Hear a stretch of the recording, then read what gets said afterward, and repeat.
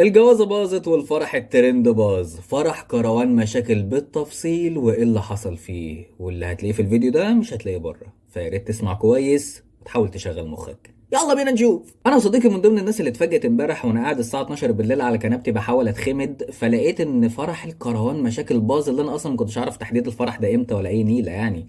ومن ضمن المشاهير اللي هو المفروض عزمهم فما عزمنيش يعني. ماشي مش مشكله. المهم يا صديقي، انا اتفاجئت ان كروان طالع بيعيط، وفي لقطات طالعه ان هو اغمى عليه وعروسته اغمى عليها، والفرح باظ ياما وحاجات كتير قوي كده. فاستغربت وزعلت جدا، والناس بتضحك، حتى الناس في قلب القاعة اللي رايحين يتصوروا او اللي رايحين يغطوا الموضوع بتضحك، والموضوع مش مضحك خالص. وكمان عربيته ولعت اللي هو اتزف فيها، وكمان تليفوناتهم اتسرقت، وكمان ابوه اغمى عليه ونقلوه المستشفى. ده غير اخوه برضه اللي اغمى عليه في قلب القاعة، وكروان نفسه اغمى عليه في قلب القاعة. ده غير المشاهير اللي جم واغمى عليهم برضه في القاعة وطلعوهم بره القاعة بالعافية، لان القاعة كانت على اخرها حرفيا، من براها وجواها. محدش كان عارف يمشي ولا حد عارف يتنفس، وما تعرفش مين الناس دي اصلا. فيا صديقي تعالى بقى اقول لك ايه الشك في الموضوع. مبدئيا كده، انا بعد ما كنت زعلان قعدت مع نفسي شويه، قلت دي اكيد في حاجه غلط في الموضوع، اكيد في سبوبه في الموضوع. طب ايه اللي اكد لي انها سبوبه؟ ايه يا ضو اللي اكد لك انها سبوبه؟ اولا يا صديقي، فتح مخك بقى وتعلل الكلمتين دول وكمل الفيديو للاخر، لان حرفيا هقول لك كلمتين في الاخر هيجيبوا النهايه في اي موضوع. الفرح ده ما كملش شهر، من بداية تعارفهم على بعض لحد ما الفرح تم ما كملوش شهر، يعني مفيش خطوبة، مفيش فاتحة، مفيش كاتب كتاب، مفيش أي حاجة. دي مش مريبة بالنسبة لك؟ طيب إيه اللي يخليه يروح لعيلة شعبان عبد الرحيم، مع العلم إن في ابن شعبان عبد الرحيم اللي هو مسؤول الترند في العيلة، واللي هو كان مطلع بتاع الزبالة، مش عارف محمد كشري ده ولا مش عارف اسمه إيه، وشهره طلع ناس تانيين كده يعني كانوا طالعين من البكابورت، والحمد لله إن هم اختفوا، مع احترامي لابن شعبان عبد الرحيم طبعا، بس كل واحد عارف في عيلته عاملة إزاي. ايه اللي يخلي عروسته يتقال عليها على طول الكروانه مشاكل؟ طب الموضوع نفسه كان غريب، انت رايح تخطب او تتجوز، ليه اول ما تعمل حاجه زي دي تطلع فيديو وتطلع الناس دي معاك؟ ما لاحظتوش حاجه غريبه في الفيديو؟ ان ام العروسه جاهزه وحاطه بقى الميك اب وملونه شعرها والدنيا دي كلها حتى العروسه؟ ما لاحظتوش حاجه غريبه في تصرفاتهم ان هم فرحانين جدا لحاجه غريبه هتحصل؟ ما لاحظتوش ان هم اول ما تم اعلان الفيديو بتاع كروان ان هم راحوا عملوا اغنيه الفرح على طول؟ لو انت يا صديقي ما تعرفش، فالأغنية لما بتتحط على اليوتيوب وتنتشر المليون مشاهدة، ها تعالى بقى أقول لك على حاجة بقى، المليون مشاهدة ب10,000 دولار أو 1000 تقريبا، والله ما فاكر حسب الخوارزميات، أنا مش فاكر بالظبط يعني، بس إيه، راجع ورايا وانت تعرف، لان انا لسه صاحي من النوم اللي انا بقوله ده لسه صاحي من النوم والدنيا بايظه معايا. المهم يا صديقي، الاغاني بالذات بتجيب فلوس حلوه قوي، خصوصا ان كروان بسم الله ما شاء الله صوته يطفش الشياطين من البيت والملائكه وحياتك. ما خدتش بالك يا صديقي ان هو طلع في لايف وقال لك ان هو هيعزم المشاهير بس، وان القاعه متامنه تامين شديد؟ ها طب ليه يا كروان تعزم المشاهير بس؟ طب ليه يا كروان تعمل اصلا القاعه في قلب مدينة؟ ليه ما تعملهاش في حتة متطرفة مثلا، بحيث ان الناس ما تجيلكش غير بعربيات او مواصلات؟ ده اللي جاد ان هو يجيلك الفرح فعلا. طب يا ترى كروان لميت النقطة قد ايه؟ اصل الفرح ده ما كملش شهر. طب ويا ترى كروان لو كنت عملت الفرح ده كنت هتيجي بعدها بكام يوم، بكام اسبوع، بشهر بالكتير، تعلن انفصالك عن عروستك؟ طبعا بقى يجيبوك في البرامج والقنوات اللي تحت السلم المشبوهة الرخيصة اللي بتطلع اي حد عندها في مقابل الفلوس او مقابل ان هي تعمل ترند، سواء كانت هي او الاعلاميين. هتلم كام نقطة يا كروان يا ترى؟ هتلم كام من الناس اللي جايين كصحفيين يصوروك ويصوروا الفرح هم وصفحاتهم اللي على النت؟ هتلم كام من الناس المشاهير اللي جايه تديك النقطه؟ ده حتى ابن شعبان عبد الرحيم نفسه، ابن شعبان عبد الرحيم نفسه ما حضرش الفرح.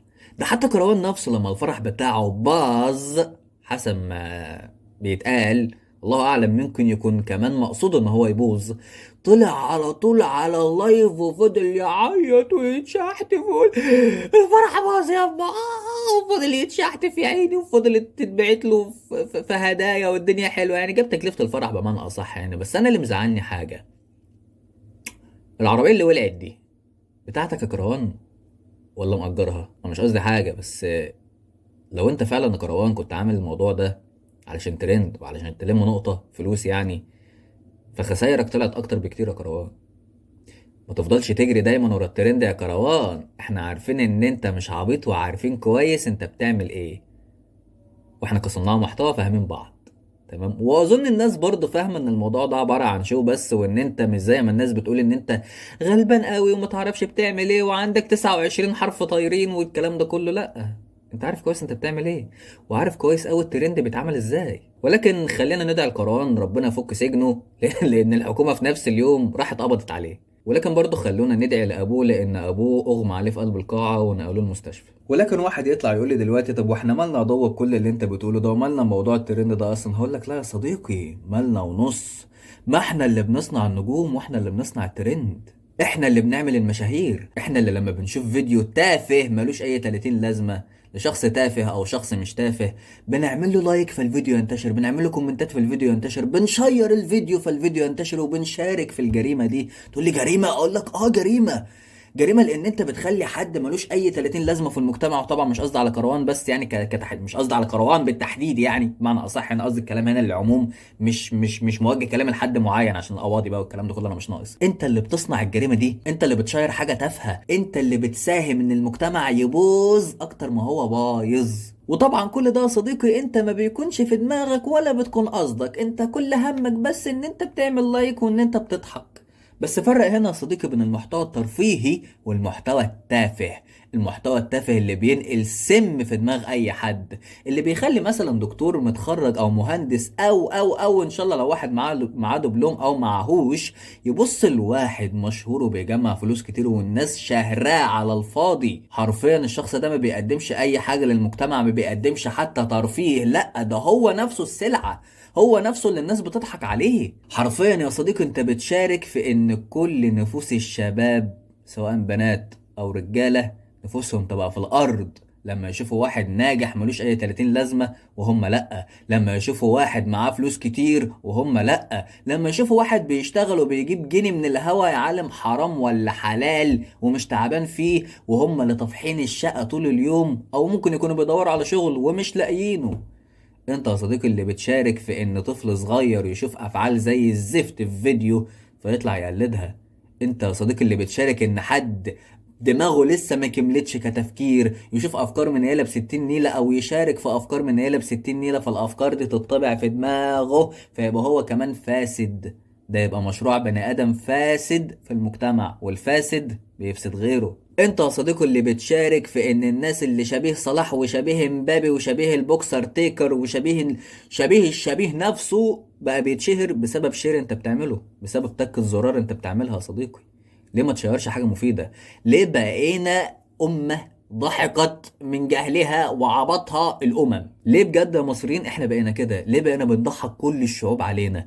الشعوب كلها والدول اللي حوالينا كلها فقيرة غنية بتطلع الحاجات الحلوة اللي عندها، بتداري على قد ما تقدر وحشتهم، بتداري الناس الوحشة اللي عندهم، بتداري السوءات والمصايب اللي عندهم. إلا احنا يا صديقي بنطلعهم وبنعمل من اللامؤاخذة الخرا جوهرة. هتقول لي الشخص ده ما بيمثلش المصريين يا ضياء سواء كان هو او غيره، هقول لك لا يا صديقي بيمثلهم طالما هو بقى مشهور. طالما هو بقى مشهور فافعاله كلها هتعود علينا. جرب كده تقعد مع حد تاني مش مصري، شوف انت راسك هتبقى في الارض ازاي. مش راسك هتبقى في الارض لا مؤاخذة كرامة او حاجة زي كده، لا، تبقى مكسوف ان الشخص ده المشهور ده السيء ده من بلدك. الشعوب كلها بتداري وحشتها الا احنا يا صديقي. تنساش بقى تعمل لايك للفيديو، تدينا رايك في التعليقات وتشير الفيديو، ها شير الفيديو على الاقل، دي حاجه عادل اهي. وتتابعني لان اللي جاي كله جديد. ايه اللي انا بقوله ده؟ وتتابعني لان اللي جاي كله حلو ومحتوى هادف حتى لو ترفيهي. اشوفك على خير، خلي بالك من نفسك، سلام.